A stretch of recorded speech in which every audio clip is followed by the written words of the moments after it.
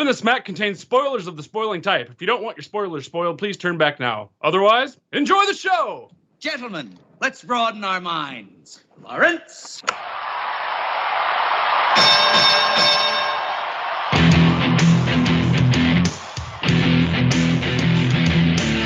Ladies and gentlemen!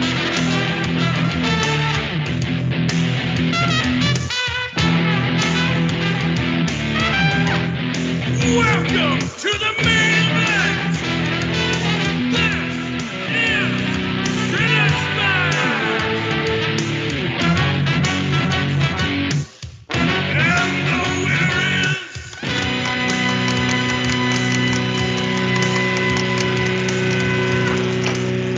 Hello, Cinesmacketeers, and welcome to bout number 167 of Cinesmack, the podcast about films by filmmakers. I am your host, Mike Keeler. Joining me tonight is our panel of award-winning judges. First, filmmaker and owner of Cheshire Moon Films, Tom. You've made popcorn with half the city, haggis. Hey, I'm bursting with fruit flavor. Second, writer, actor, and director, Kyle. I'm a non-practicing virgin, fine.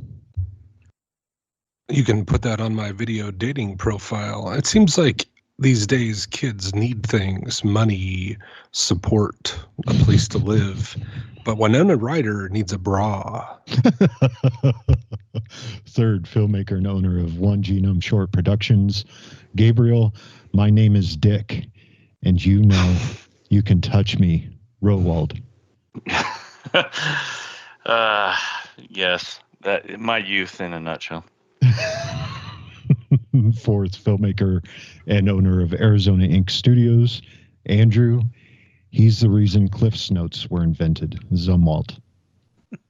Come to where the flavor is. Come to Debbie Country. That was on my list of possible quotes. There's a lot. There's a lot in these movies. It's the hunky guy that's like, I'm tender, but you know, women don't really know, because I mean, how could you when you look like this? I had money on Sugar Booger, to be honest with you. Sugar Booger? Okay. Yeah. All right, let's poke the monkey. Ladies and gentlemen, sexy Seattle singles and Gen X grads, welcome to the main event. Tonight, two tales of 20-somethings facing their futures, vying for victory. In the first quarter, from 1992, written and directed by Cameron Crowe, starring Kira Sedgwick, Campbell Scott, and Bridget Fonda. Single!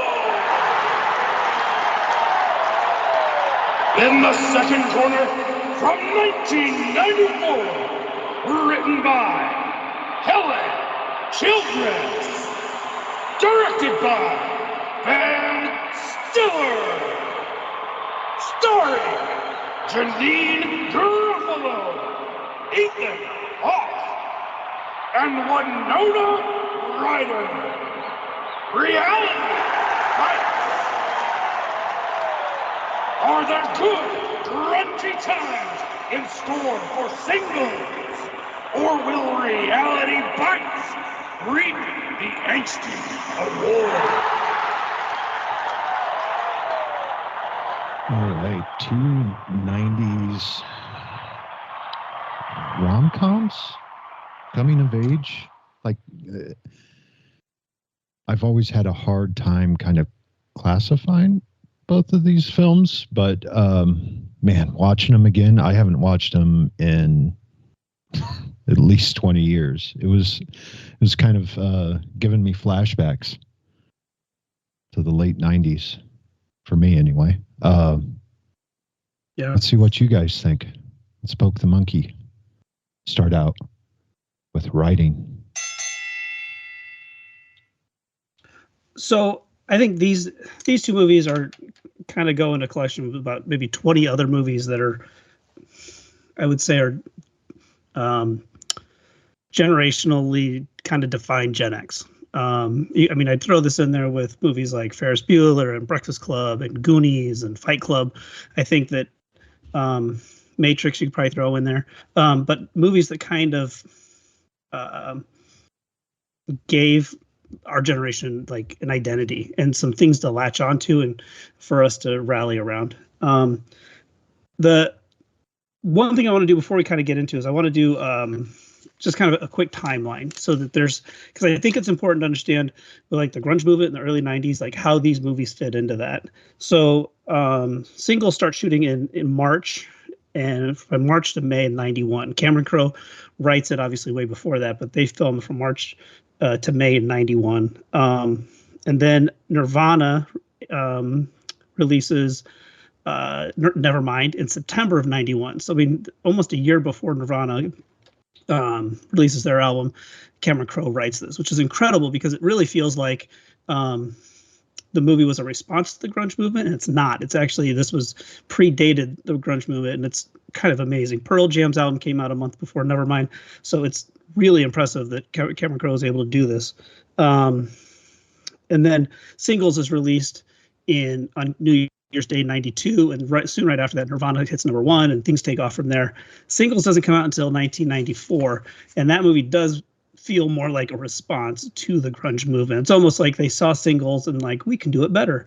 And I also really feel like watching Singles, I got this real sense like there was the TV show Friends came out of it too. There's a lot of stuff in it that really felt like the Friends TV show, but then they like neutered it and made all the people in it unfunny, and then they made the TV show Friends. So I think both stories do a really good job of kind of encapsulating a lot of the anxiety and issues that people that were in their young 20s at that time were going through.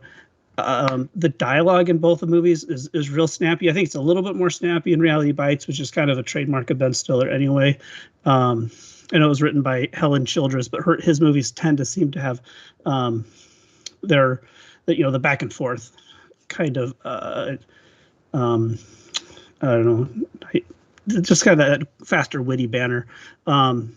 Whereas Singles was a little bit more observational, and I think both of them kind of have their strengths, but I kind of go back to that whole ability of Cameron Crowe to just see that movement coming. And it's really hard to explain to people what that was like, that we were kind of in Guns N' Roses, Aerosmith, Van Halen mode, and then this wave of new music and a fashion sense that kind of relied on being comfortable, which I think was something I know that was one of my favorite parts about it. It was like, I just wear flannels and jeans. Cool, I can do that. So I think the other thing I want to touch on real quick, story-wise, Singles has more of that different groups of people. It's about more people than Reality Bites is, and the focus in Singles is a little bit softer in that, Kyra Sedgwick and Scott Campbell are kind of the center couple, but it really does revolve around a little bit bigger group, whereas Reality Bites is more about a love triangle and then their kind of peripheral friends and stuff that's happening to them. I think movies like Singles it's been redone a lot, and a lot of times it's not very good because it's really hard to care about all the characters. But for some reason, the people in Singles, I find them to be very likable. In Reality Bites, the interesting thing is you kind of go back and forth. You're like, why wouldn't she wind up with Ben Stiller? He's a really nice guy. He's really sensitive. He's successful. Why would she not wind up with him? And you kind of almost ping pong you back and forth between, Ben Stiller's character and Ethan Hawke's character, which I think is a sign of really good writing as well, is that you can kind of see her going either way. And you feel very strongly throughout the movie about which one you think she should wind up with. So, which is kind of how I feel about voting in this category between these two. Yeah, I felt like Singles was like a series of almost at times disjointed vignettes. There were weird periods of time that passed that we didn't really get a feeling for, and it was like these little snippets, these little vignettes of their lives and their interactions.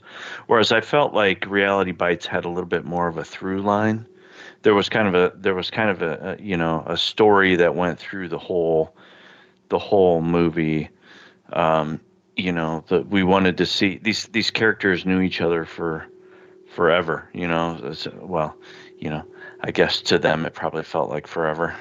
To an old fart like me, it's not that long. But you know, they knew each other from when they were kids and after they graduated and that kind of thing. And I felt like there was a little bit more of a kind of a complete story there. And I felt like, personally, I felt like the dialogue in Singles was not quite as compelling.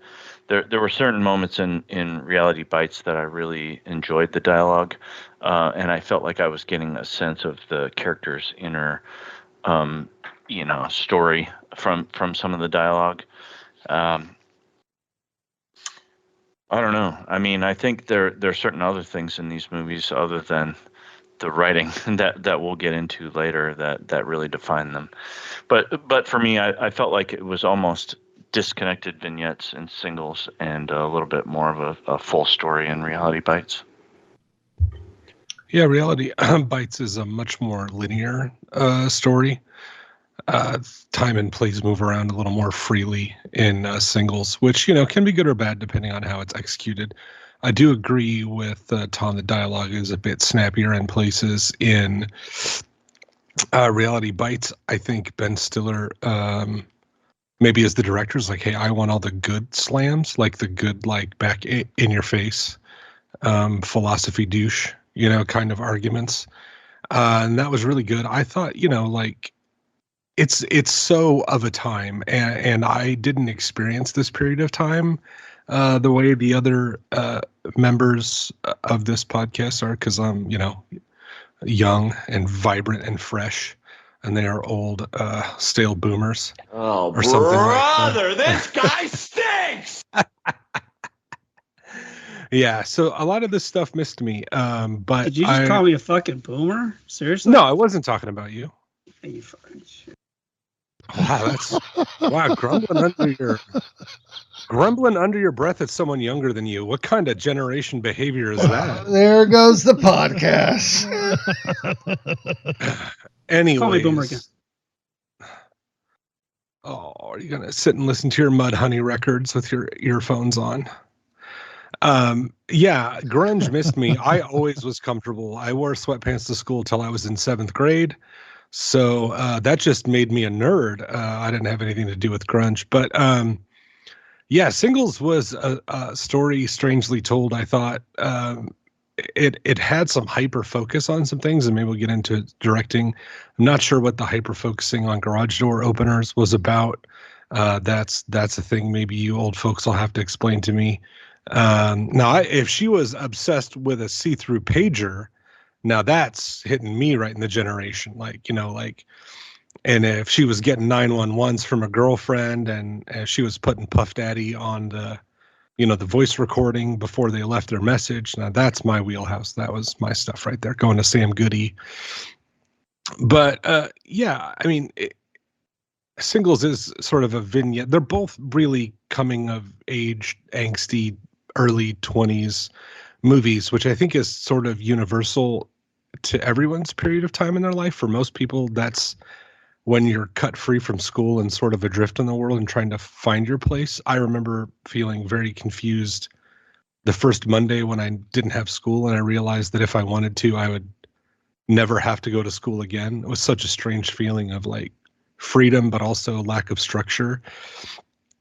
And, you know, I think these movies do a pretty good job of capturing that sort of universal feeling of that and confusion about who you are and what you want to be, what you want your life to be, your legacy to be. And also just dealing with the friction of the world and other people and their wants and needs and desires. But it's also very neurotic, which, you know, may not be typical for everyone. It's also very heightened for the movies. I think some of the 2-camera interstitial, like fourth wall breaking exposition dumps were kind of clunky and not well pulled off in Singles.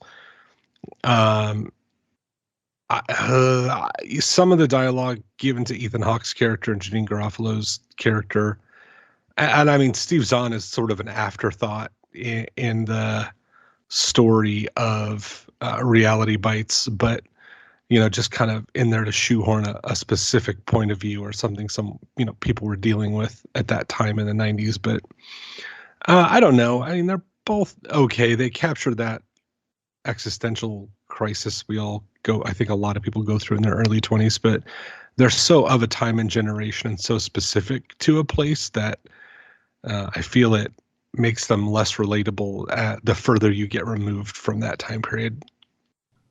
Well, Janine Garofalo can call me an asshole, and I'd still listen and watch anything she does and says. So I'm just going to start with that.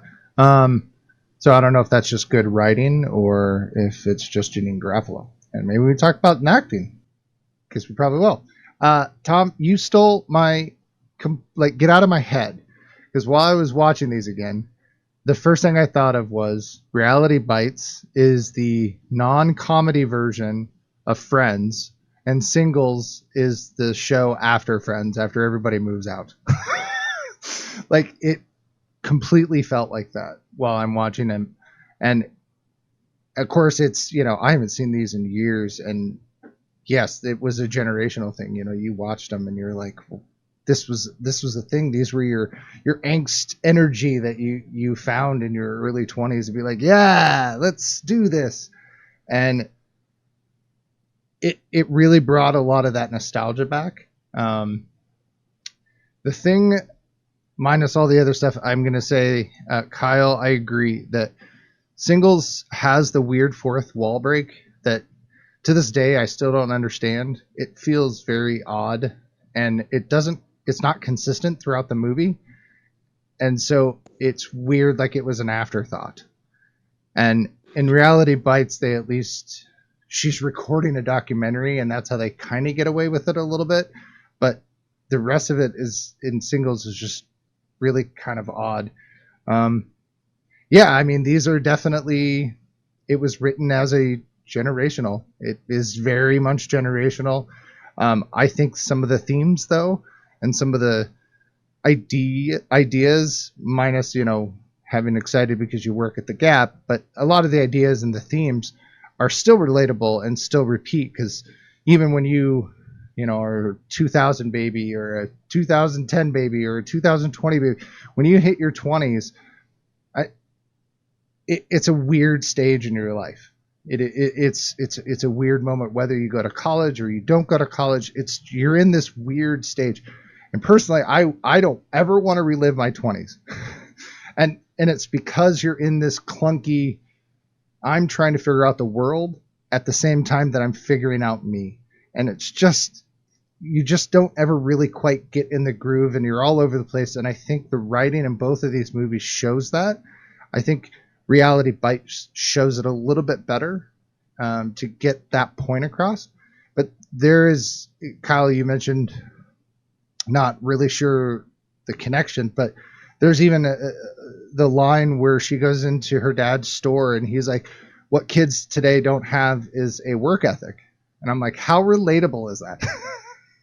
Because that's the thing they're saying about the younger generation now, and they'll say again about the next generation. So I think they've done a good job writing a story that, even though it's a different time and it has different styles and different language, a lot of the fundamentals of finding yourself and discovering the world while you try to figure out how you fit, I think still exist and always will for those people in that area of their life when they're being exposed, if that makes sense. Yeah, just real quick, Andrew, based on what you said, I wanted to, I'm going to loop this into True Detective, which I love to do when I can. Okay. There's a scene where Marty is up at the lake house with his wife's family, and the dad is basically complaining about the youth of today. And he stops and says, old men have been complaining about youth since the beginning of time, and old men die and the world keeps spinning. And it's a thing in like every era of movies. Yes. Every generation thinks the next generation is lazier And sucks. and weaker and not as good as them. Yeah, that is a universal thing that still happens today. Yep. 100%. All right. Let's put it to a vote, gentlemen. A vote. What? Excuse A float? me. We're making a float vote. now? Kyle, Tom. you're on flowers. I am gonna go with.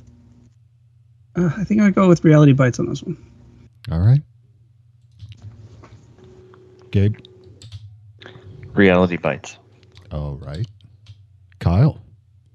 Now, if I vote for Singles, does Danny Boyle have to write me the check? I have a plan. Oh, okay. I'm going to go with Reality Bites. All right. And Andrew. I'm also going to go with Reality Bites. Oh, wow. Okay. Wow. Singles was based on a script that Cameron Crowe originally wrote in 1984, which took place in Phoenix, Arizona.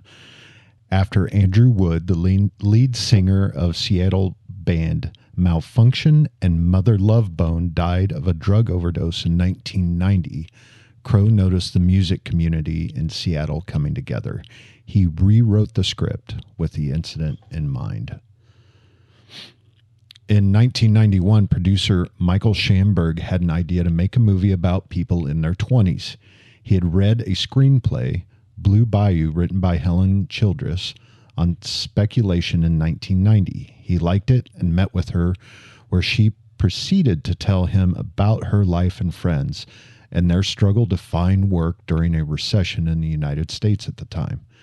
She wrote and rewrote the script for 3 years, generating 70 different drafts. Childress decided to use her friends, their personalities, and experiences as the basis for her movie. 70 different drafts is insane to me. Yeah. Wow. I'm curious to know what how, maybe not bad is the right word, but the differences in draft one. Oh, yes. Yeah. Like how much it progressed in 70 drafts. Well, and then she and Stiller wrote and rewrote a few more things after he was brought on. So, yeah, that was even more trivia that I had read about it. And is she getting paid that whole time? I don't know. It didn't say. So I'd write 70 drafts if I was getting paid for it. Yeah, it's like a lawyer. I'm guessing it was just minutes. a work of love, and then she sold if I'm it, doing it in my right? free time, I don't know. That seems a little insane. She's on retainer. She's on retainer, Gabe. Oh man, I got to write 10 pages this week. Okay, I'll revisit this. It must have worn her out too, because she's hardly written anything since then. Yeah. Yeah, carpal tunnel. Like, fuck right. Never recovered. All right, let's move on to our second round, which is acting. Acting. Yeah. So I was not too impressed with the acting in Singles. I'd seen Singles before, when I was younger, and I think I identified with it in some way. And unlike Kyle, I was in that generation where I really identified with grunge music. I loved grunge music, and there was a part of it where it was in that scene that I kind of identified with. But watching it again, I felt like the acting, and it's hard, it's really hard to separate these things out. I mean, we have these categories, but sometimes they overlap, and it's hard to really figure out where, how to pull them apart. But I was not very happy with the acting in Singles. I felt like it was kind of flat. I was not a big fan of Campbell Scott's performance. as Steve. I just didn't really find him very compelling, and almost kind of creepy at times. And so it didn't make me really into the whole love story thing of it. And yeah, I just felt like a lot of it was kind of flat. I guess Matt Dillon was okay. I mean, I felt like he was kind of just Matt Dillon with long hair. I don't know. I just didn't really get into the performances in Singles. Whereas with Reality Bites, I thought the performances were better. I'm not sure they were great, but I felt the performances were more believable, more realistic. I really like Ethan Hawke. Actually, I find him compelling. I really like him as an actor. I have to disagree with Andrew, though, to a certain degree with Janine Garofalo. I generally can't stand her, but I did find her tolerable in this. I thought this was for me, it was one of the more tolerable performances by her. Ben Stiller is always kind of interesting, although I don't think his character or his dialogue was very good in this particular one. But I always like seeing Ben Stiller. Steve Zahn, I really love Steve Zahn. He's done some really great performances to me. I think he was underutilized in this film. So yeah, I just felt, generally speaking, that Singles was a little bit flat, not very interesting, and that Reality Bites was a little more compelling and more realistic. I gotta go the other way. I thought the acting in Singles was better. I just kind of felt a little bit more natural to me. I don't know. So I'm a big fan of the Ben Stiller show. It was on for like one season, and it had Andy Dick and Janine Garofalo and Ben Stiller, and it was a sketch comedy show that Ben Stiller produced around the same time. And I feel like Reality Bites feels like the Ben Stiller show, the movie, and so it's really hard for me to break away from that. And I feel like a lot of the stuff in Singles, kind of like Seattle itself, is kind of built around those small people that you just kind of know, and there's so many cameos in it. It's crazy. And that Reality Bites has a lot of cameos too, but I think the Singles ones and the work with the guy, Chris Cornell and the guys from Pearl Jam, are just absolutely hilarious. I love watching it, and knowing that this is before they started to hit their stride, and and that the movie is 32, 33 years old, and I mean they're still selling out arenas. It's absolutely incredible to me. But to the acting, I don't know. I thought I preferred the stuff in Singles just because I felt it just felt a little bit more natural and less. I didn't feel like I couldn't sense the director behind the camera in Singles as much as I could. Like I could feel Ben Stiller watching over the scenes in Reality Bites. Yeah, I would.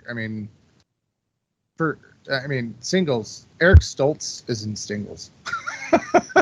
I mean, that's crazy right off the bat. But I mean, the amount of people that I don't know weren't as big as they are now, less recognizable. I think earlier we had even talked about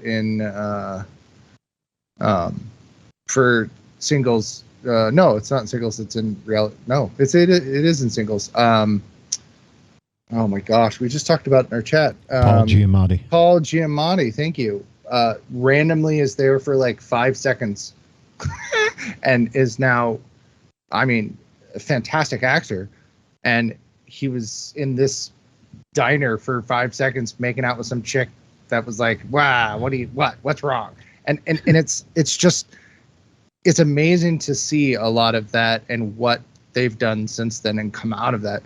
That doesn't necessarily mean that what they did in this movie was perfect or anything.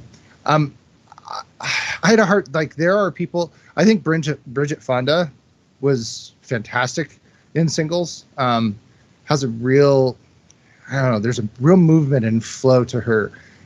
Maybe that naturalness that Tom had alluded to, just very simple, and it just works really, really well. There's some really nice comedy. Matt Dillon,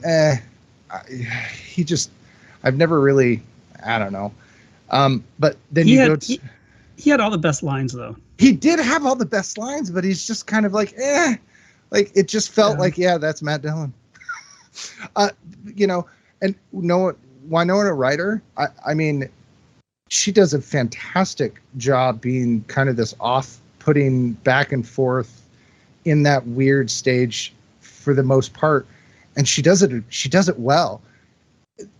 I guess going back and looking at it now, it's one of those things where it feels like that's what she always did. She always played that role, and maybe it's just because she's good at it. But just, she delivered nice performance. Ethan Hawke, I think did a perfect job next to Winona Ryder. I thought they were a really nice kind of pushback between the two of them, and they would go from hating each other to loving each other back to hating each other where they really loved each other kind of thing. And I think they played that really well. I think you could see and feel that that chemistry, but not really. I don't know, friction maybe is a better way. Steve Zahn, gotta love the guy, and I'll say it probably every round, but Janine Garofalo.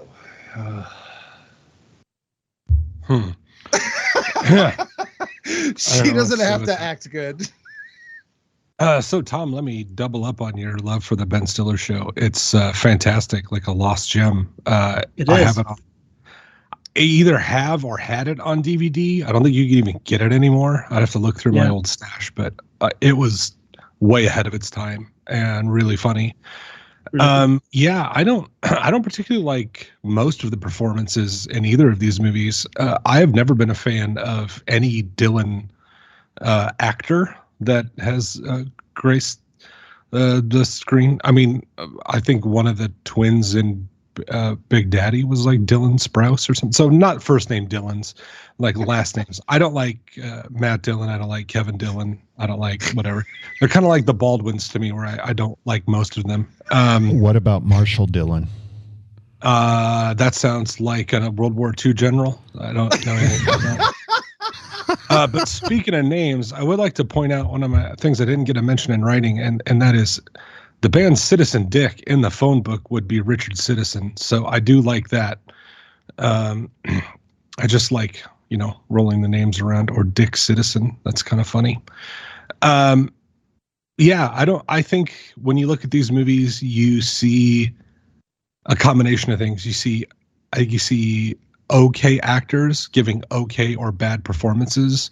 You see really good actors giving early good performances, and you see some actors who will grow to become really much better actors. And I think they fall into the categories of Keira Sedgwick and Campbell Soup or whatever his name is.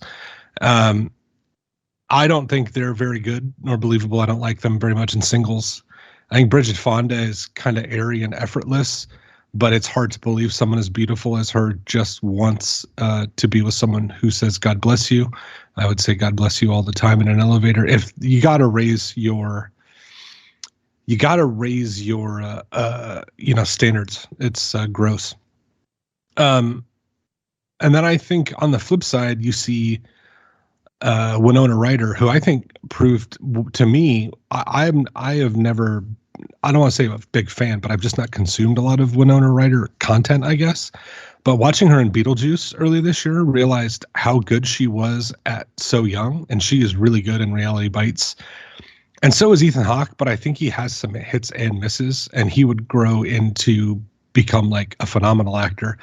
And Ben Stiller too, who you can see he seems a little young and raw, and he's trying very hard, but then he hones his craft, and his timing becomes so good, and he grows into a phenomenal actor as well. So it's interesting to see, some of these people that feel like they maybe never quite reached the higher echelons of acting, and then people who grew to become great actors, and people like Winona Ryder and Ethan Hawke, who were great 30 years ago and are still great today. So it's interesting, but it's hard for me to really recommend a lot of the acting in these movies. I think Yeah, I mean, you mentioned Winona Ryder, and I think she's a bright point in Reality Bites. I had seen a lot of Winona Ryder leading up to this, and she is really great in everything. She was great in Beetlejuice and Heathers. There's just she has just a lot of really great roles. And then she's continued that on.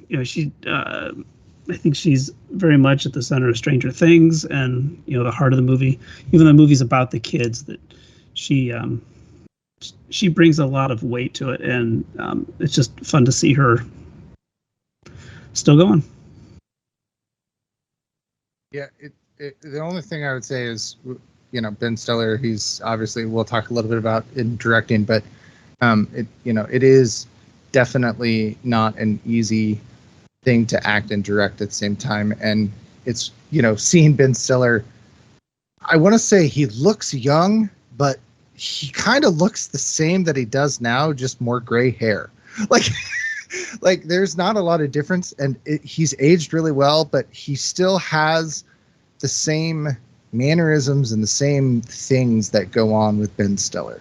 And it's good to see that hasn't changed, that he is truly that person. And maybe that's just his acting persona, but he is kind of that. I mean, it's Ben Stiller. Like it's just weird. Again, I just think it's a matter of watching these movies from such years ago to see these actors, and you're like, wow, that's so and so. Oh my gosh, and that person's it's just crazy. Poor Tom Waits. All right. You guys have anything else to add for the acting? Eric Stoltz was going to be in Back to the Future. Instead, he's a mime. He was a mime. I didn't realize it was him until recently. Yeah, that was kind of a cool one. I was surprised when you used Eric Stoltz as an example of a star-studded cast. I'm like, fucking, he's not that hard to get. Like, he's probably on Cameo at this point. Yeah, but I mean, it's Eric Stoltz. I know, but he's a veritable who's that of actors. I just know him because he was going to be Marty, and that's how. Well, they shot part of the movie with him, and then they're like, nope, we don't like him. He's not funny. He's not funny. But like Jeremy Piven, he's fantastic as a cashier. Scene. Oh my God, it's hilarious. And all his lines were improvised, by the way. Weird. Really? Yeah. Surprised. Do you think this is how Entourage got started? Jeremy Piven was on that set. Hold on, Matt Dillon's not in that movie. Never mind, forget it. And I didn't see the guy who played Turtle anywhere, so. Yeah. Close. Yeah, Victor Garber's in there, and all the band guys, and like you said, Giamatti. Christopher Masterson from Malcolm in the Middle, the older brother from Malcolm in the Middle. He's one of the sperm kids on the playground. Well, and John Mahoney Pullman is Bill Pullman. Yeah, Bill Pullman. Him not telling us that it's our Independence Day. Yeah. How dare Tom Skerritt as Tom the Skerritt? mayor? Yeah. Just randomly being the mayor? I totally get why Campbell Scott was all nervous during that meeting. I'll be like, shit, you're Tom Skerritt. By the way, you're fucking Jester. Tom Skerritt was I don't know if he's still alive. I don't want to click on the link, but was a longtime Seattle resident. So really? Yeah, it is. I don't know what you want to talk about. We'll talk later about the cities themselves, but acting thing. Kira Sedgwick. When Debbie goes in for her, she holds up a picture of Edie Sedgwick as one of the examples she wants to do. That's Kira Sedgwick's cousin, and she was a pinup girl model. Well, and Renee Zellweger is the chick on the porch at the very beginning. Oh, and Joe Don Baker. Yeah. Did we bring up Joe Don Baker? Yeah, again, that's what I'm saying. It's like a blender of people. Right. That's what's going on our Cinemax shirts. Did we mention Joe Don Baker?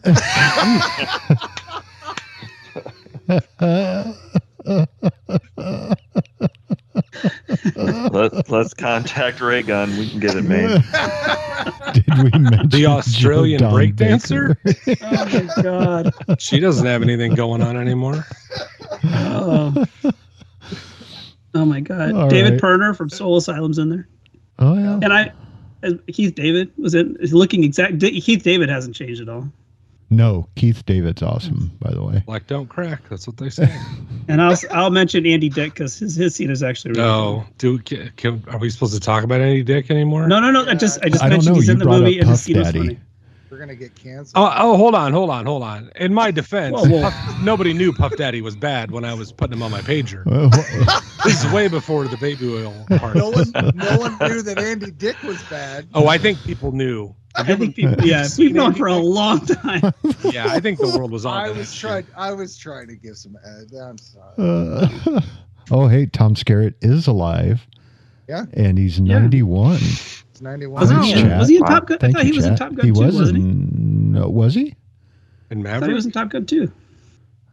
Or was that Electric- Michael Ironside? No, Electric Michael Boogaloo? Ironside wasn't in it. No. No. You're thinking of Tom Jeez. Cruise. Tom. I think of Michael Iron. I'm gonna look it up now, dicks. Tom Skerritt, also the greatest natural name for a 1960s Batman villain. It's true. Did we Yeah, he mention was Joe not in Don Top Gun Baker too. yet? All right. We did mention Joe Don Baker. All right, good. I just want to make sure that got in there. We are single-handedly driving the algorithm for Joe Don Baker at this point. And with the mention of Joe Don Baker, this round comes to an end. An old server in Google's warehouse kicks to life. Alarm bells start to ring because it's taking the grid down. My God, that's Joe Don Baker. All right, let's put it to a vote. Gabe. I have to go with Reality Bites. All right. Kyle. Reality Bites. Oh. Andrew. Nothing really. I wish I could abstain and we could have a middle, but I guess Reality Bites. I'll give it to Janine. Okay, Hey. everyone, you're going to be able to hear Danny Boyle writing the check. The pen is touching the paper right about What?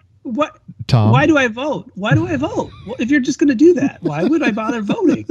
Tom. Did I telegraph my pick during this round? Yes. It's yes, you hovering. did. Well, look, I didn't know no one else was going to vote for singles, but I'm voting for singles.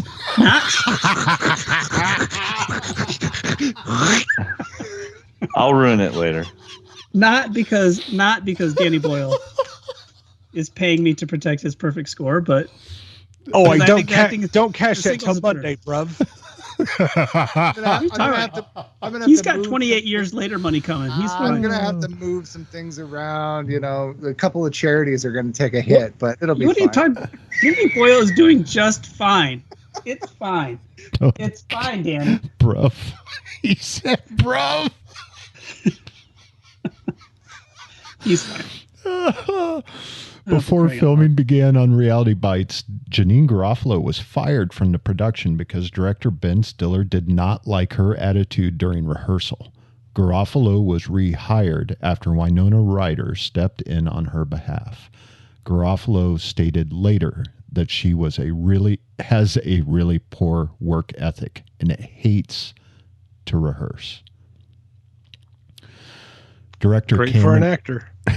Director Cameron Crowe originally envisioned singer Chris Cornell in the role of Cliff Poncher. Cornell turned down the role because of the filming schedule to focus solely on his band Soundgarden. Crowe still gave him a wordless cameo and asked Soundgarden to perform their song Birth Ritual in one of the scenes. And He's in that scene where the car blows up. And by the way, my favorite Chris Cornell song is still the Casino Royale song. Oh, It's a great so song. good. Yeah. All right. Third round, directing. Directing. Was there any? Okay, let's start with singles. Film has a language. There's an art to it. There's a way you convey ideas. There's a way you set tone. There's a way you get information across. And I think one of the cardinal sins is the inexplicable, unexplained, multiple person fourth wall break exposition dump. And also breaking your movie into chapters, which I'm going to go against later on, but we'll get there. It is very, I think it was a very poorly executed gimmick in singles. It reminds you you're watching a movie, which I think is one of the cardinal sins of being a movie, unless it plays into the narrative in a greater way, which I don't think it does in singles. I think it's a bad gimmick and it's badly performed. And it breaks up a lot of the tension in your investment in the people. I think also the characters are given the direction to be very one note most of the time. They focus on a very narrow band of things, other than Campbell Scott, who sort of goes from up to down and back. A little bit of Keira Sedgwick too, but mostly there's not a lot of movement and there's not a lot conveyed well there. I think, a lot of the shots are pretty static, and other than the concert footage, it's not super interesting. Also, I don't believe any of these people are into grunge music. Sorry, I don't believe Keira Sedgwick is going to that show. I just don't believe she's watching Alice in Chains. I don't think she is. But I don't know. And Reality Bites, I think it can be ambitious in places. It's also very flat in places. And I think the documentary stuff, the handheld camera, is so poorly done that you're like, okay, so you have no future as a documentarian. You should just stop right now and knock this on the head. But it shows like someone trying, I think, to find their feet as a director, but it's not always pulled off very well. The camera also is very static. There's not a lot of movement going on. And also, I know we talk about music a lot, and I'm not going to get into the music discussion much, but you've really got to, in the editing bay, you have got to realize when your movie has 4 minutes of saxophone in a row. Like Reality Bites has like a 4-minute stretch at the beginning of the movie where it is nothing but saxophone music. And I wanted to poke my ears out. Like, I was like, Jesus Christ, there's nothing in this movie going on right now, but going from one saxophone song to another. And I think you have to catch that and go like, oh God, this could be grating. There's no movement. Nothing's happening here. I think, I don't think either movie is particularly well directed, but I think it's for different reasons. I think Cameron Crowe tried something and was not very successful. And I think Ben Stiller didn't know what to try and was just throwing things at the wall. And that wasn't always successful. I don't think they're egregious like displays of directorial there's not like people changing outfits or actors, races, heights, hair colors in between shots or anything like that. Nothing crazy, but the cigarettes, when you're going to put cigarettes in a movie, you are creating a continuity nightmare for yourself. And I caught it a couple times where people are smoking very short cigarettes and come back and there's a full cigarette. Also, Reality Bites has more cigarette smoking than any movie from the 70s I've seen. Like, it's ridiculous. For a movie done that, like, in 92, the amount of cigarette smoke is concerning. I was not enthused or I'm underwhelmed. I'm not whelmed. I'm underwhelmed. Yeah, not whelmed. Huh? It's really weird also to see them smoking like in a restaurant and at places that you can't anymore. In a hospital. In a hospital. What the hell? Well, and she was sitting talking to her dad, and the dad's smoking, holding the ashtray, and she's like smoking with a bowl of chips in front of her. Like, it was so bizarre. Yeah. It's very of a time. Hey, they tried to make Memorex a noun because he says the line, "Do you have to Memorex everything?" And I was like, "Huh, Hold not on, a thing." now that you mentioned the smoking, when was the last year in a movie someone had physical plane tickets in their hand and used them to like show we're going somewhere or I got these? Reality Bites had that scene, you know, where he has them and he wants to take her to New York. The one that always stuck in my head is Home Alone, where he spills milk all over the and plane throws tickets and one gets scooped into the trash, right? But when was that last time when like holding physical airplane tickets in front of people like that was a thing? Well, and how did they get them? I would flip it even further that he picks them up and uses them, which is baffling.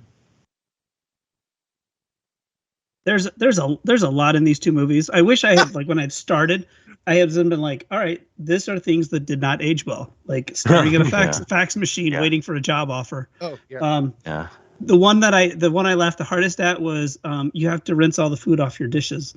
Like that's not a thing anymore. Like you're not supposed to wash the food off your dishes now. Like if you went through this back then and were like, what do you think's not going to be, around in 30 years? You're like, well, that dishwasher thing, that should still be here, right? Like, nope, that changed too. About enormous garage door openers and a store that specializes in selling garage door openers with a police light had fancy in the back. What the hell was that about? Or that valley of vinyl popularity where it's like, oh, I miss records. Like, hold on, girl, it's coming. Yeah, it'll be back. It'll be back. Yeah, I just felt like Singles was like this kind of almost disjointed vignette, like series of vignettes. It was like these short little, it felt at times almost unconnected kind of vignettes. And, there were weird periods of time in between things that we didn't really get a sense of. She gets on a boat and goes on a research and she's gone for like a month or something like that. And, I think there are filmmaking techniques that you can use to kind of portray that passage of time. But I didn't feel like that happened. Like she leaves on a boat and then all of a sudden the next scene is her coming back on the boat. And I just didn't, I felt like it was just kind of, it didn't feel connected. It was just a whole bunch of like, and maybe, I don't know, maybe that was to represent how young people felt at the time. Maybe that was actually intentional. They did show him working at one scene where he's at the computer working while she's away. And he falls back in love with work or whatever. They both fall in love with work instead of each other or whatever. Yeah, but I just felt like a lot of times it just felt really kind of disconnected. And I think it was mentioned before, and I was going to save it for this round because I felt like it was a directorial choice where they talk to the camera in Singles. And it's like, who are they talking to? And you never really get a sense of like, who are they talking to me? The audience? Is this supposed to represent some sort of internal dialogue or something? I didn't understand that, and I didn't feel like it worked, and I felt like it was also inconsistent.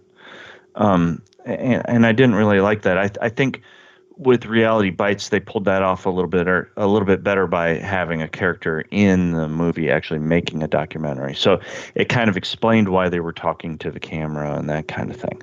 I don't know if I liked that, but I think it felt like it made more sense in Reality Bites. And I felt like that it was Reality Bites was a little bit more connected to the story made more sense. The editing choices and that kind of thing made more sense. It seemed more linear to me. And if you know me, I'm okay with non-linear. I actually prefer it, but I just felt like it was disjointed in Singles. And I don't know, you guys can expound upon this too. I didn't feel like there was anything really spectacular from a cinematography standpoint, shot choices or angles or anything like that. I just felt like they were suitable. They got the job done, but there was nothing really that stood out to me. So for me, I have to thought agree. I thought Singles. Sorry, Tom. First, so I'll jump on that. I think the cinematography in Singles was a lot better, and I think they had Fujimoto was the cinematographer on Singles, which is really surprising because he did this coming off Silence of the Lambs, but then he would go on to do, and he did a lot of 80s rom-com stuff, and then he did Silence of the Lambs and did this, and then he kind of elevated his game a bit, and I think he wound up doing eventually Sixth Sense. I think he's won an Oscar for it. But anyway, I felt like the disjointed, chapters, full screen chapter signs and everything was about kind of like how you remember that time in your life. When I look back on my 20s, my memories are these little vignettes of these little significant moments that happened to me. And there are large gaps. And yes, a month does roll by in the blink of an eye because, once you start getting in a routine and you're doing your job, time speeds up and a month flies by really, really fast. But I think that's what I liked about Singles is that for me, the directing kind of captured that essence of these kind of blocks of time where stuff wasn't really happening. And, there's just a handful of things that I remember from that. And that's how I would remember those times. I thought Ben Stiller's direction in Reality Bites was pretty good, but there's the scene where they kind of confront each other when she comes out in the doily dress, which my wife has a doily dress, by the way. And but she comes out in the doily dress and they're both on opposite sides of the screen and she's standing in the middle and they're kind of facing off against each other. I thought that was a little heavy-handed because I like, oh, that's kind of cool directing choice. I'm like, oh, that's a little bit too on the nose, I thought, with her standing between the two of them with her back to the camera. And then the last thing I'll mention, since it's directing, we have to mention Tim Burton. So I thought he was really, it was like the one note and it was a really brief cameo. And I know that he didn't have a hand in it, but I thought Debbie's dating video was fantastic. It was really good. Like when I was a kid, when I watched this originally, I was like, God, what a horrible dating video. But then I watch it now and I go, that's amazing. I absolutely loved it. So give me your number. It's come around to where that would be a TikTok dating video now. Oh, right? It's come back around. Tim Burton hanging out in the back there looking like Robert Smith already got fat from The Cure. Yeah. Really, I was like, who is that guy back there? And then I looked it up later. I was like, oh, it's Tim Burton. Okay. What I thought was fun about the dating was that not only did she do the video, but they sent her a response with guys in it, and then at the end they do the little her picture and then a question mark. Mm-hmm. The only thing I will say about directing is, especially with Reality Bites, it definitely felt like Ben Stiller was still trying to find his groove. Like it felt like his very first movie. It felt like his very first directorial, and he just was kind of getting his feet wet. Again, nothing that really just went, whoa, blew me out of the water. Singles, I just, the fourth wall thing, even like they did inner thoughts towards the audience, I thought was interesting. And then at the very end, I noticed as they did the huge pull-out shot and they show the city and you hear all the different thoughts happening from the Singles building, I thought was interesting. So I think I understand your perspective, Tom, and where you're coming from. I don't remember my 20s at all. Maybe that's a good thing. But I guess I don't know. It just, something just felt disjointed to where I kind of got pulled out of it. And I'm not a big title card people. It's weird. Yeah, I don't know. The fourth wall breaking without actually breaking, knowing why or how, was just a different choice for the director to do. And maybe it was the writer that decided. I don't know. It was just weird. My theory is this. We kind of felt this kind of rush of cameras becoming more and more a part of our lives in the 90s. Mm-hmm. And you could feel the inertia pulling us to where we are now, where everything everywhere is filmed all the time. and that everyone has a camera in their pocket and it's constantly going on. I felt like Ben Stiller and Cameron Crowe they could feel it coming. They're like, this is going to be important. People are going to be filming lots of things and speaking to cameras and stuff like that. And I don't think they really could. I realized that reality TV and TikTok, that's exactly where we were headed, but we were headed somewhere. And so when I see them doing the fourth wall breaks, or I see them using, her video camera to tell these personal stories, I feel like that's just an acknowledgement to that change that was coming, but we didn't really know what it was. And looking back on it, it was fucking horrible, and it was a really bad right turn. I wish we could go back and undo it. But so to me, I appreciate both of the things, her video camera stuff in Reality Bites, and then his speaking to the camera thing, because I just think it represents this uncertainty, but acknowledgement that this foundational shift was coming to young people and media. And I think that's what I love about it, is like to have that awareness.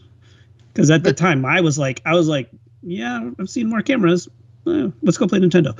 So, and I guess I look at it as, even with the way that they portrayed her documentary, and even the little clip where they showed like the stylistic guys, it seems like they were predicting, MTV going into Real Worlds and Road Rules type montage type reality TV. I mean, like, it had that feel. And so maybe did they give that idea out? We'd have to look at the timeline there to see. Yeah. Actually, it's funny you brought that up, because I believe in the trivia that I read, it was Reality Bites was originally going to be called The Real World. And they couldn't do it because MTV had started The Real World. The Real World? Yes. Interesting. If I remember correctly. They were on season 3 by the time Reality Bites came out. Okay, then maybe it was Singles. I know it was one of them. I know it was in the trivia that I read. Well, Singles would have been before Reality Bites, so that would make more sense. Yes. Yeah. But yeah, I mean, either one. I mean, they still had that feel to them. So it's an interesting perspective, I guess, and prediction that they made without knowing it. So does that mean that life imitates art, or art is imitating life? I don't know that you can call the Real World art. Yeah. That's a stretch. It's a wide net, but I don't think you can call reality TV. It is reality. definitely not You've been fooled, art. Kyle. All right, let's put it to a vote, Kyle. What is this category? Directing. Oh. Yeah, Reality Bites. Cameron Crowe fucking beefed it. Andrew. Reality Bites. All right. Tom. Singles. Oh, good job, bruv. Yeah, I got a second one in there. When you make those Danny Boyle jokes, you're undermining the whatever. Fuck off. The integrity of the voting. Integrity of Cinespec. We have integrity. You guys let me be the host. Wait. Gabe. I think both of these directors have really grown into to be really great directors. But between these two, I think Ben Stiller did a better job with Reality Bites. All right.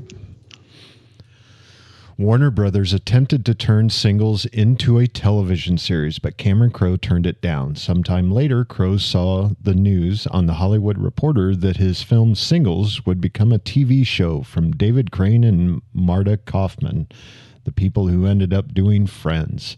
Crowe called his lawyer and tried to stop this, but NBC went ahead with the idea anyway, incorporating many of the elements of that proposed series into Friends. Crowe told Rolling Stone in 2017 that his mother still says, quote, "You really screwed up on Friends. All you had to do was say yes. You would be living in a castle right now," end quote. Jeez. And Crowe said, quote, "I don't need to live in a castle. I'm happy I made the choices I made. But in my mind, at least you can partially draw a line from the genesis of Friends to our little Seattle film," end quote. That's what I thought. Them all living in that apartment with the fountain in the middle, and Boy, we nailed it. We nailed it. I didn't even read the trivia to this time. The producers saw the pilot episode for the Ben Stiller Show in 1992 and approached Ben Stiller to direct Reality Bites, but not act in it. He signed on to direct in 1992 and worked with Helen Childress for 9 to 10 months developing the script. Initially, Childress, working with executive producer Stacy Shear, had figured out the characters of Lelania, Pierce, and Troy Dyer, but could not come up with a credible character to complete the love triangle. Stiller suggested that he could play that third person. As a result, the Michael character changed from a 35-year-old advertising executive trying to market Japanese candy bars in America to a television executive in his 20s. They also changed the structure of this movie. Originally, Vicky Miner, Sammy Gray, and Troy Dyer had more fleshed out storylines, but Stiller felt that he could not tell them fully and decided to focus on the relationship between Lelania and Troy. Boy, we nailed both of those. Yes. Yeah. Wow. When you guys were bringing them up, I'm like, oh, this is going to pay off. This full circle. And we're not even circle. Done. All right. Fourth and final round overall. I'm not sure there's much else that can be said about these movies. We've kind of just gone over and we've talked about the jokes and the acting, but one big thing I would say probably defines both of these movies for the impact they had on the generation would be the soundtracks. So that was a very John Hughes moment there, Tom. But both of these soundtracks, I would say, defined the generation more than the actual movie. Like, there were people that had both of these, had one or the other, had them on vinyl, had them on CDs. These were so good, and they're still good today. I mean, they go from Alice in Chains, Pearl Jam, they've got Soundgarden, Smashing Pumpkins, all the way to U2, The Knack, Lisa Loeb. I mean, these are 90s, of all the 90s that you could possibly, if you ever want to just say, what was the sound of the 90s? You could pick either one of these soundtracks up and you could play them, and they describe 100% the feel and the vibe that was going on during the 90s and growing up in the 90s. And I would say that they're probably some of the most popular soundtracks to these movies, maybe ever. I don't know, because I know that growing up, I've listened to both of these more times than I can probably want to admit, even though I haven't seen the movies as many times as I've listened to the soundtracks, just because the soundtracks are just so good and the music is so great, and that I would say is what really defines a generation is these soundtracks. So I'm going to leave it at that, because I know Tom wants to talk about the music, and he's going to pull out his vinyl. There they are, boys and girls. Look at that. Goodness. There's a reason you're on a list, Tom. Don't pull that out. I've got volume 2 of Singles too, by the way. It's really good. Yeah. All the music that didn't make it in. Some alternate cuts. But yeah, the music is amazing. And like you, I've listened to the albums more than I've seen the movie, but you can listen to an album in the car. You're not supposed to watch movies in the car. So I was going to say, you can now. Well, speak for yourself. I said you're not supposed I'm a good to. multitasker. I didn't say that I would. If I die in a car accident tomorrow, you guys can be like, he said he watched movies in the car. So I'll pull the clip. I think Singles. I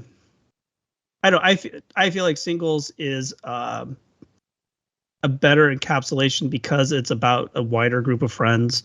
Like I said, it's got a bit softer focus on one specific couple, and Reality Bites seems more like a rom-com where it's more focused on the love triangle. So I think that's why I like Singles. I want to talk real quick too about the cities themselves, and that before Singles and the grunge movement, Seattle was just this like rainy city up in the corner of the country, and with grunge and this movie and a couple others, like Seattle took on this whole new life. And to this day, it's still this very colorful, vibrant city, and it's absolutely beautiful with this, Puget Sound and the ocean nearby and the mountains. It's absolutely amazing. On the other side, you have Austin, which has really kind of come into its own character as well with South by Southwest and everything that's happening down there. Austin City Limits, the music and food and movie scene down in Austin it's really incredible. I think they're both cities that have attracted young people, and when you attract young people, you get this very colorful, like I said, vibrant life. And I think Seattle is more of a character in Singles than Reality Bites. Reality Bites could almost take place in more cities than Singles in Seattle, but I think that's interesting that the cities kind of just play such an important part in both these movies. And I would say that when you have the flush of young generation as they move through, and they either grow and they stay in said city, or they move out and new come in, you have such it's a movement all the time going on, and so there's always change and there's always something radical happening in those areas. And I think Seattle has really, especially with Nirvana and all of the bands that have garage band grunge stuff that has now come, and that that's kind of what they were famous for, but that's what people knew them was, oh well, the grunge band and garage bands, that's where Seattle. And so all of that came out, and they have just built on that, and it's quite astonishing to see now and then look back to what it was for both of the places. So yeah, I think it's fascinating. I'd never seen either of these movies before, never listened to either of the soundtracks before. Huh? This just kind of missed me on the timeline. Tom has Tom holding up. Like, yep.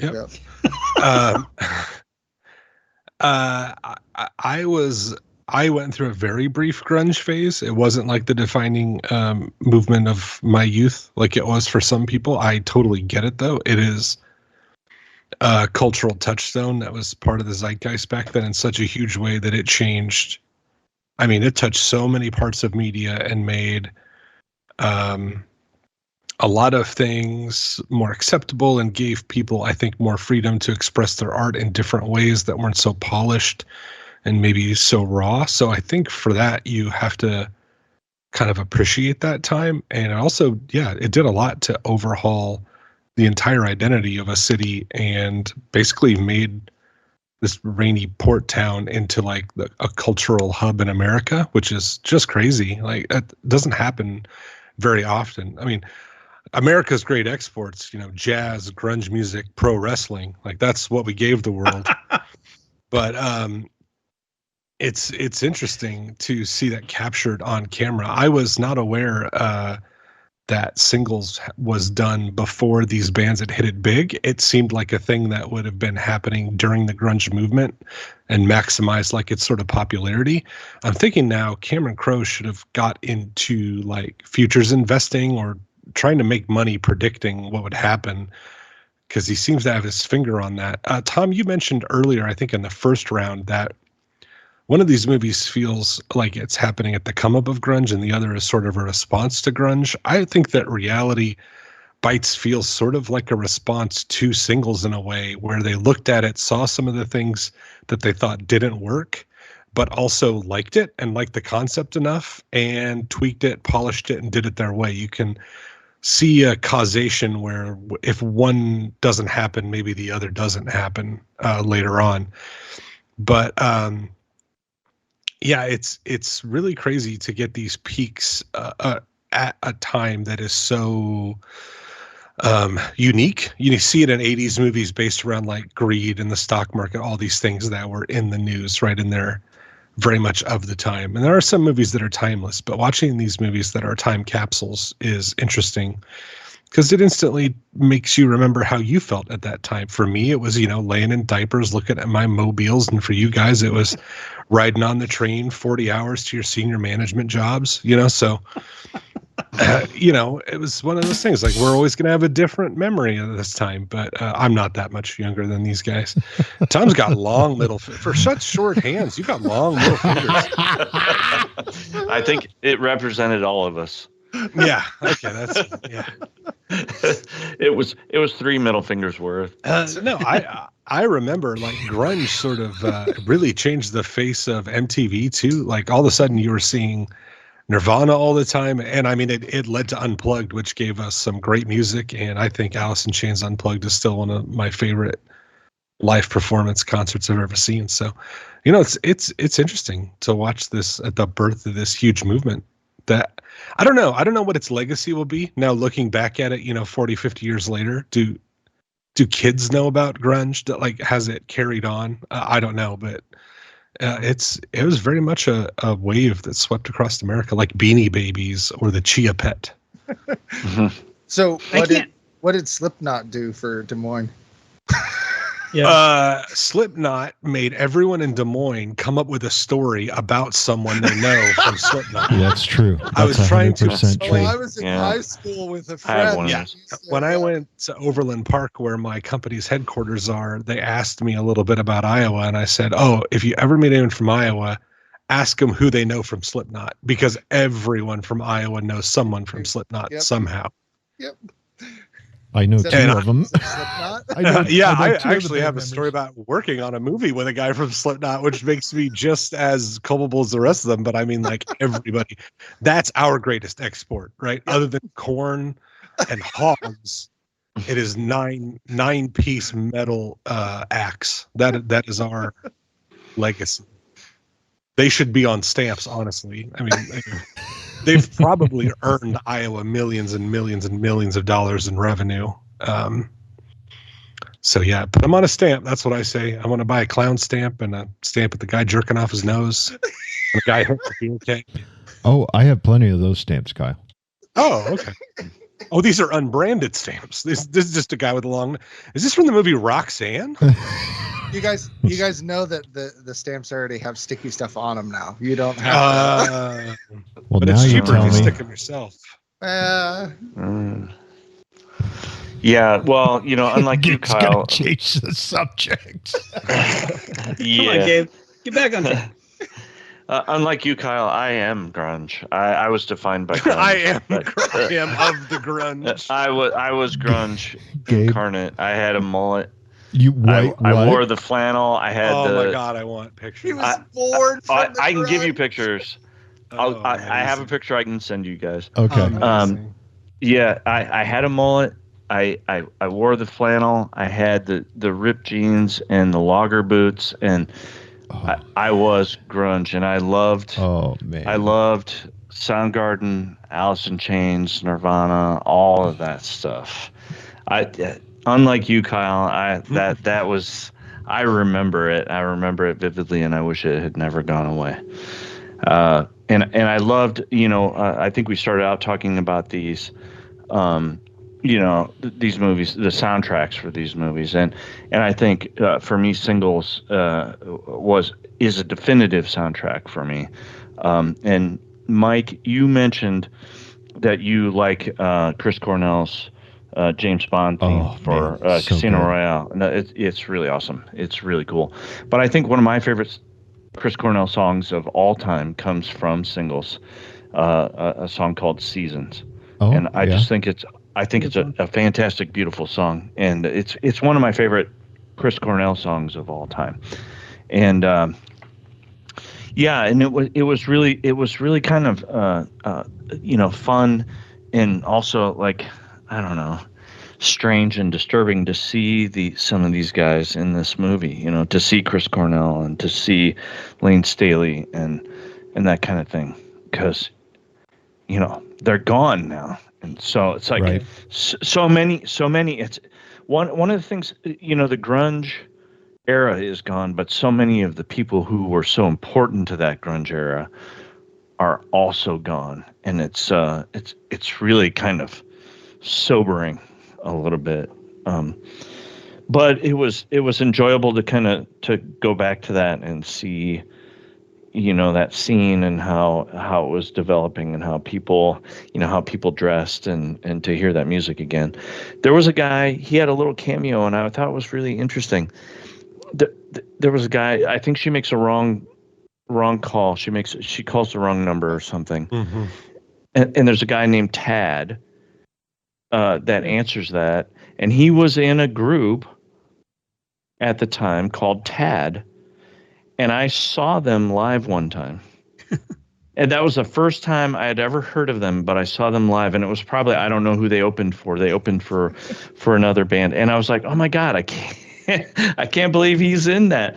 And that guy, I remember when he came out on the stage, this guy is humongous, like huge, like tall, big. He was a huge dude, and he came out and he belted out these songs, and it was really, I went out and bought one of their albums after seeing the show, because I was like, this is awesome. I had never heard these guys before, and they really were raw and pretty cool. So I don't know. Unlike Kyle's experience, this does bring back some things for me. I'm not sure I identify with a lot of the characters, but I identify with the music and the era that Singles came from. I think I would say that Kyle said actually probably the most poignant thing about the movies and the music that came from these movies, and it's a time capsule. It really is. They are perfectly frozen in time, from actors that are no longer with us to styles and the music. Like, these are not timeless movies. These are definitive pieces of time that have been stitched onto our screen, films, DVDs, to show us like this moment in time. And I think that stands for something for these two movies, that they're not just films. They're these generational time capsules. And I think that's kind of surreal in a sense. Like, that's amazing. And I think that was a good way to say it. And I can't really think of another. I can't. I mean, I'm sure if I thought about it a while, other movies that are a product of their time in the way that these are. That's just the snapshot that they were produced at the same. I mean, American Graffiti, but that was produced, decades after the 50s. But to see for them to be in the moment, produced by these people, and I don't know. It's pretty special. By the way, I'm going to go ahead and admit something, that I love this movie, and it just occurred to me that Campbell Scott and Kira Sedgwick are doing The Kiss by the Hotel de Ville on the cover of this movie that I really like. This is the kiss from the photo from the movie. They're replicating it in the poster. And I know that everyone else probably caught on to that. I've been looking at this for 30 years, and I'm going, oh, fuck, that's the kiss from the fucking French photo. Yeah, so anyway. That they showed several times, yes. Tom Haggis. Yeah. I didn't realize that. I didn't know that was on the cover. Oh, good. I'm not the only one. But yeah, I just saw that, and I'm like, that's the fucking kiss. Long middle fingers, and eventually gets around that track. Well, I was just going to say, with what Andrew and, kind of what all of you have said is, man, the 90s was like a music awakening for me. Like, I was raised on country music at the time, like the 80s country going clear back to the 50s, and also Rat Pack, and that was going into the 90s. I mean, my junior year of high school, I was on the radio, and the first time that I heard Led Zeppelin was the time that it was the first song we played when we were on the radio.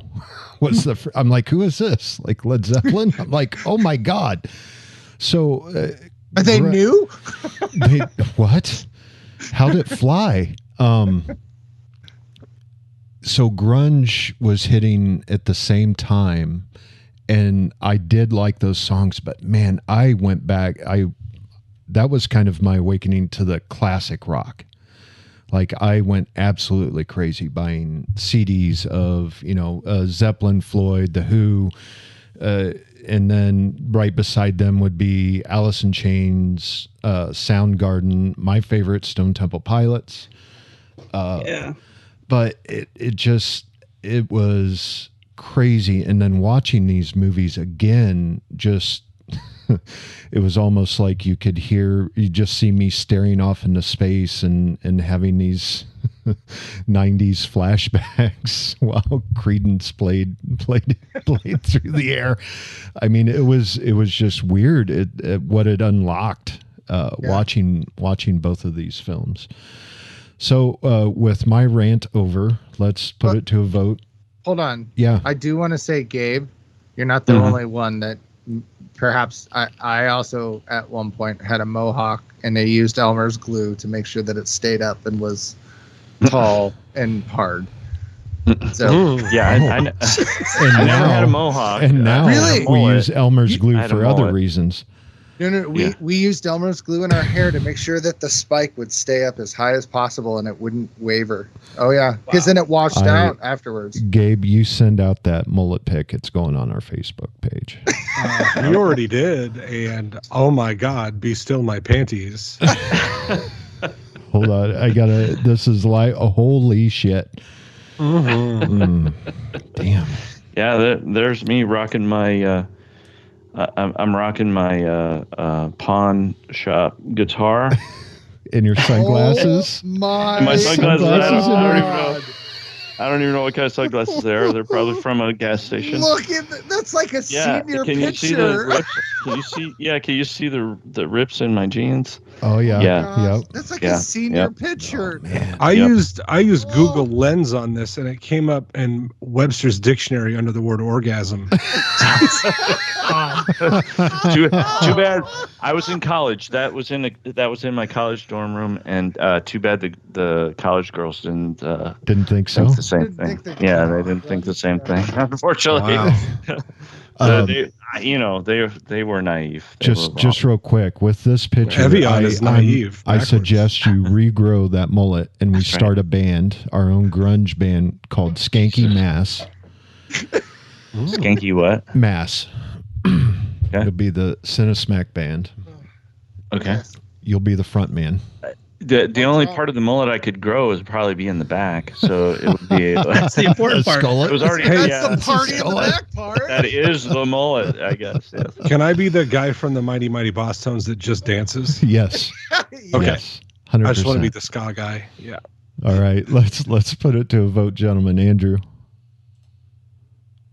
I'm gonna go with Reality Bites. All right. Tom. Singles. Gabe. I'm gonna confound Tom with my nonsensical voting, and I'm gonna go with singles, largely because of the soundtrack in this category. All right. And Kyle. Reality Bites. All right. We are Skanky Mass. Chris Cornell of Soundgarden saw a list of Citizen Dick song titles, all completely made up, which would appear briefly in the film, and decided to pen songs to match each title. One of those songs, Seasons, appears on the film soundtrack. Another, Spoon Man, was later recorded by Soundgarden. It became a hit in 1994 and can be heard in a rough version, perhaps a demo, in the film when an unseen person is posting Citizen Dick flyers. Yeah, I heard it. I'm like, my Spotify DJ. My Spotify DJ keeps going back to that one. Whereas like Soundgarden has other songs, man. Come on. Yeah, that's maybe not one of my favorite Soundgarden songs. It's a very popular one. It's one I like, but when I heard it, I was like, oh my God, that's Spoon Man. Yeah. But it sounded rough. Yeah. It sounded a little. The main reason that Reality Bites got the nod from the Knack to use My Sharona for its soundtrack, beating out Pulp Fiction, is because Ben Stiller explained the fun nature of the sequence, the friends dancing together in a mini-mart, where the song would be used, and the band liked that idea more than the graphic and violent scene Quentin Tarantino wanted to use the song for in his film. Oh, I don't want to stretch this on, but I just noticed you'd have to play the opening of Reality Bites. You'd have to mute the soundtrack now because it starts with Gary Glitter. Oh, And nobody plays that song anymore. It starts with Rock and Roll Part 1. And I was telling Heather, like, oh, you can't play this song anymore. And she's like, why? And then I had to explain during the credits of the movie. And she's like, oh, yeah. I was like, there's a reason you don't hear it in arenas anymore. And it was crazy when the Joker did it. Yep. But yeah, ruin that. What a fucking asshole. Ruin that song. Mm-hmm. I mean, and the other stuff. The other stuff was bad too, but ruin that song. Yeah. all right, gentlemen, let's move on to our recommendations for this month. We'll start it off with Tom. So one of the filmmakers that we talked about tonight is having a really good year, and he's the darling of streaming services, especially Apple TV, and that would be Ben Stiller, because I am recommending his TV show Severance, which I can't believe we've never recommended on the show before, but it doesn't look like we have. So Severance is a TV show about a company who puts implants in their employees so that when they walk in the door for their job, they forget about the outside world and they're there on their job. And then when they go upstairs and leave for the day, they forget about their job and they're basically living two separate lives, and they're living a severed life where they don't really know the work person, what they call the innie, and then the person, the outie, the person that's out in the real world. And then things start to fall apart, as they tend to do in situations like this. It's a thriller. It's a puzzle. It's very funny in parts. And so, just check it out. Adam Scott is really great in it. And Ben Stiller directed most of the first season, and then the season 2 premiere that we just had last week. So check out Severance on Apple TV. I loved that show. I watched it last year when I was recouping from the knee surgery. And I feel like before I start season 2, I need to go back and rewatch season 1 again, just so I remember what happens. So I thought so too. I thought so too. And time was ticking real quick, and the premiere was coming, and so I panicked and I watched a recap that Screen Crush did on YouTube. Oh, okay. Perfect. 15 minutes, I was completely caught up. And it's funny because I actually kind of went through a severed moment where I'm like, I don't remember anything about this show at all. There's no way. And then I watched the Screen Crush thing, and like everything clicked in my brain. I went, oh yeah, I do like that show. I can't wait to watch it more. So I would recommend the Screen Crush thing as well. Don't put that on the list, but I just. Okay. Gotcha. Thank you, Tom. Gabe? Yep. Yeah. Well, I know we like to try to recommend movies that are related to what we've watched in some way or another, genre or actors or directors or whatever. But I finally got to watch The Wild Robot the other day on Peacock. It came out on Peacock, and I'm like, I'm going to watch it. And it's nominated for an Oscar. And I really enjoyed it. It's really a nice film. One of the things that I noticed about it was that it was very fast-paced. There are no pacing problems with this. It's almost too fast. I'm like, whoa, slow down. What is happening? This stuff is happening too fast. And it's probably because I'm an old person and not a young person who can digest this stuff so quickly. But the pacing is really very quick. But it's a very beautiful film. It's a heartwarming film. The acting performances are very good. The animation is a little bit unique from what we're used to seeing, from say like Pixar films or others.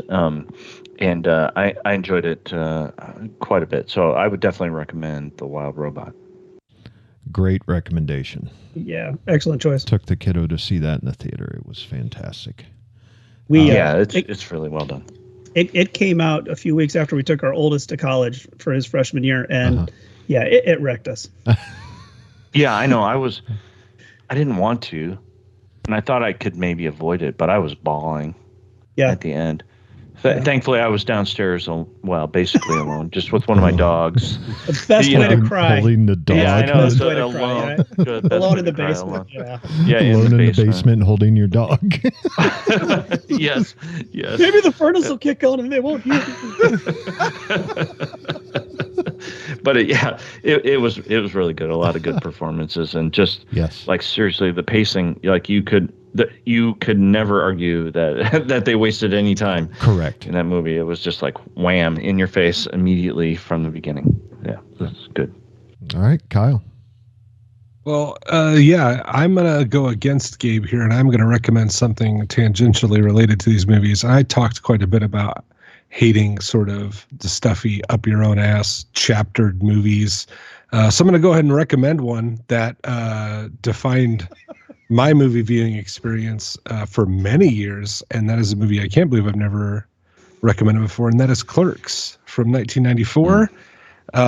It was my introduction to Kevin Smith. It was also the movie that made me think I could make a movie. So if there was no Clerks, I would have never gotten into any sort of filmmaking or done any of those 7-Elevens or 48 Hours or anything of that nature. So in that way, it is hugely influential to me.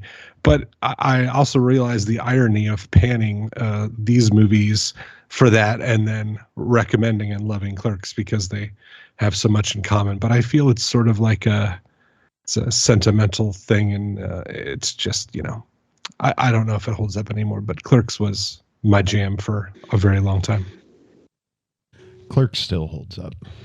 And I immediately while watching these, not only was I having flashbacks, but I just kept thinking, oh man, Clerks, and just thought of all the Kevin Smith movies that I grew up. Mallrats? Yeah, yep. Mallrats. Slacker, yeah.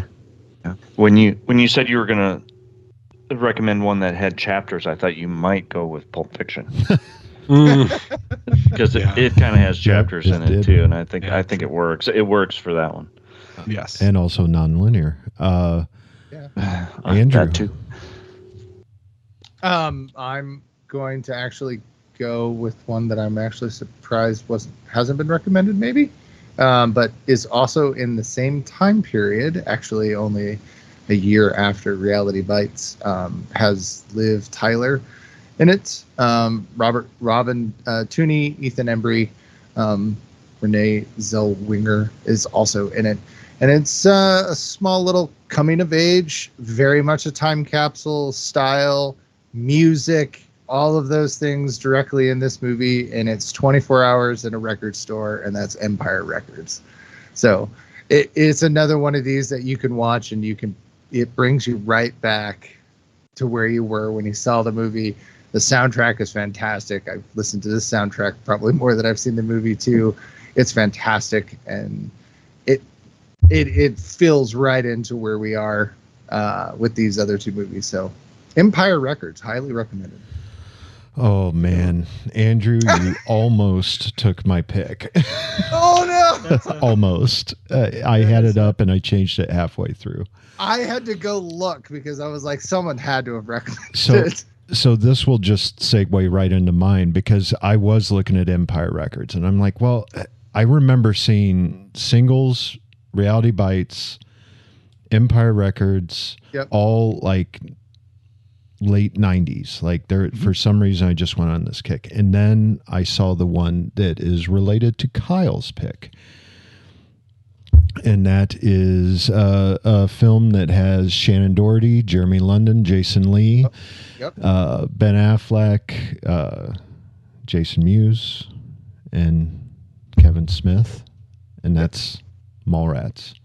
Like, for me, all four of those movies right there are all one movie in my memory, because I pretty much watched them back to back to back.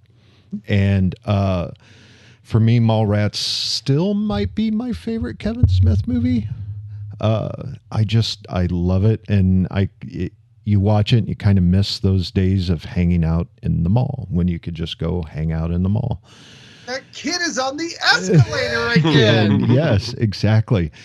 But I'm guessing if you're listening to this podcast, you've probably seen it, but if you haven't, you need to watch it. You need to watch all the recommendations, but I'd be surprised if you have not seen Mallrats. It's not a schooner, it's a sailboat. Schooner is a sailboat, stupid head. You know what? All right. I'm going to poke the monkey. Hey, you want to hear something crazy before you poke the monkey? Yeah. I've never seen Mallrats. What? Really? So I left for college. I left for college when Mallrats came out, and I didn't get to it, and that was 30 years ago. And I like Kevin Smith movies. Oh my it's goodness. like just this little gap. This might be a time where we record another. No. I will watch it by watching. myself. 'Cause I can't watch it for the first time with you yokels like fucking Rocky Horror picturing it. Oh yeah, you don't want to miss any of the important plot points in Mallrats. Right. Yeah, right. No, it's not that. It's the narrative. Like I can't even hear it because you guys are. Fly. You guys fat just ass, perform fly. it for me. I mean, Mallrats, the only bad thing is like Mike said, that there's not a lot of like that mall ratting that goes on anymore. So Right. You know, I went to the mall on a Friday night not too long ago, and there were a ton of fucking kids there just Really? hanging around. really, They just hang around in is it packs. coming back? Is it coming back? I don't know. No. No. I don't know what's happening. I don't think so. I don't think so. They're all But at hanging Jordan out in Creek, there's packs, also but they're the old all on people their who walk. phones. Yeah. Yeah, Yeah, you that's can where I catch go to Gabe Merle out there Hay. walking, Yeah, I'm I out catch there. Gabe out there walking. I'm out there. holding I'm his doing dog, laps. crying, I'm doing laps in Merle Hay. And crying as he's holding there his used to be dog. stores in here. Used to be. I remember the Grade Pretzel Factory. You kids remember that? Pepperidge Farm I used to remembers. get a There used to Cinnabon. be a factory, and all they made were cookies. You kids ever heard of a Sbarro?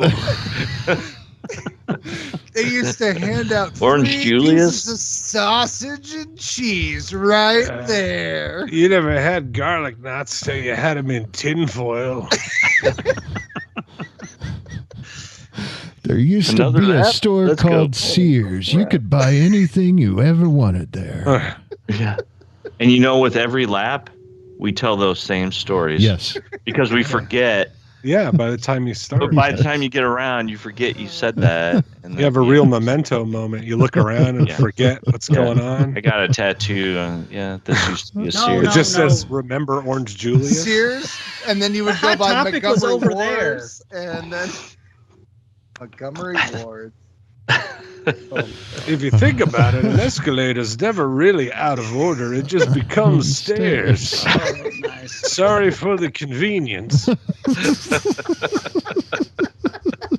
God, I miss Mitch Hedberg. I miss that too. Yep. I miss Mitch All right. You'll make a good old person, Kyle. What do you mean, strange voice coming from my light up box? Hello? I meant to say you make a great old person. Thank you. Is this my granddaughter? Poking the monkey. Off the rails. Ladies and gentlemen, may I have your attention, please? Your winner by decision is Reality Bites.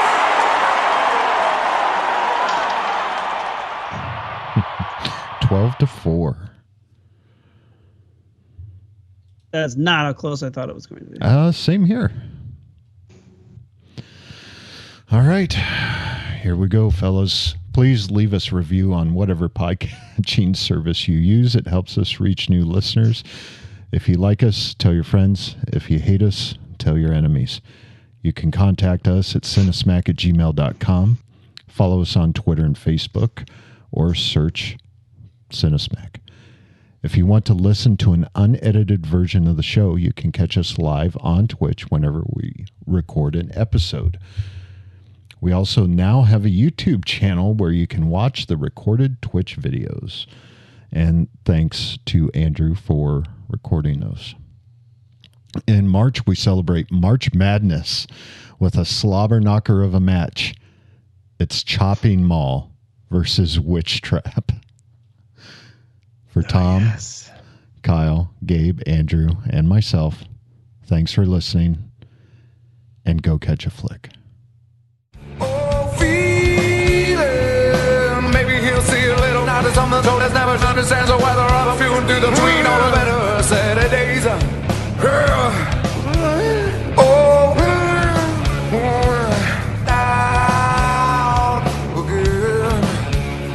This has been a test of the Southsider Studios podcast system. This was only a test. If this were a true lack of entertainment, your head would explode. Go to iTunes and subscribe to our feed. Just search Southsider Studios.